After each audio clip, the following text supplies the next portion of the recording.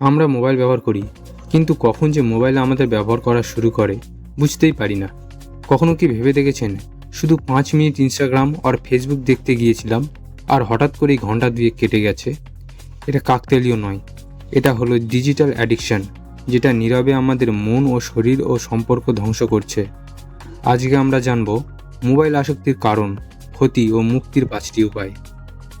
প্রথমে আমরা জানব মোবাইল অ্যাডিকশন জিনিসটা কি।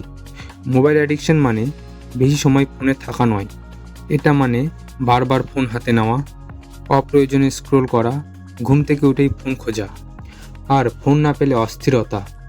Social media, game, video, app এরা আমাদের মস্তিষ্কে ডোপামিন নামক আনন্দ হরমোন সৃষ্টি করছে। এভাবে আমাদের মস্তিষ্কে প্রশিক্ষিত হয়ে যায় স্ক্রিন মানেই আনন্দ। এবার আমরা জানব লক্ষণ কি হতে পারে। নিচের লক্ষণগুলি যদি তোমার সাথে থাকে, সাবধান হয়ে যাও। ফোন ছাড়া 30 মিনিট থাকতে পারো না। ঘুম থেকে উঠেই প্রথমেই ফোন চেক করা। পড়তে বা কাজে মন বসে না, মন চলে যায় ফোনে।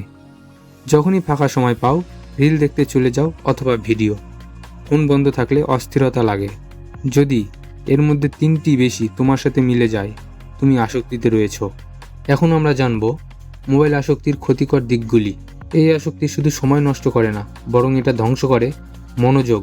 যেমন পড়তে না পারা, কাজের মাঝে মন ছুটে যায়, রাত জেগে রিল দেখা, সকালে ক্লান্তি, পাশে মানুষ আছে কিন্তু মন ফোনে। মানসিক স্বাস্থ্য, উদ্বেগ, ডিপ্রেশন, একাকিত্ব বাড়ে।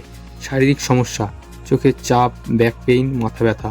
এবার আমরা জানব মোবাইল আসক্তি হয় কিভাবে। আপনি যেটা জানেন না তা হলো অ্যাপগুলি ডিজাইন করা হয়েছে আপনার মনোযোগ চুরি করার জন্য।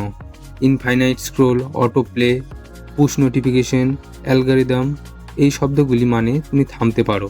প্রতিটি লাইক, কমেন্ট, রিল তোমার মস্তিষ্কে আনন্দ দেয়, তাই বারবার ফিরে যেতে চাও অ্যাপে। মোবাইল অ্যাডিকশন মুক্তির 5টি উপায়। আসক্তি থেকে মুক্তি পাওয়া অসম্ভব নয়, কিন্তু দরকার নিয়ম, নিয়ন্ত্রণ আর ইচ্ছা। 5টি উপায় যেগুলি বিজ্ঞাপন সম্মত ও ব্যবহারিক। ফোনের অ্যাপ।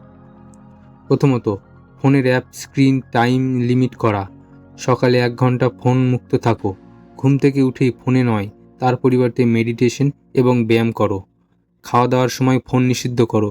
দিনে 1 ঘন্টা নো স্ক্রিন অ্যাক্টিভিটি করো।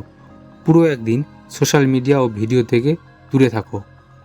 তোমার জীবনের সবচেয়ে মূল্যবান সম্পদ হলো সময় ও মনোযোগ, এগুলো যেন না হারিয়ে যায়।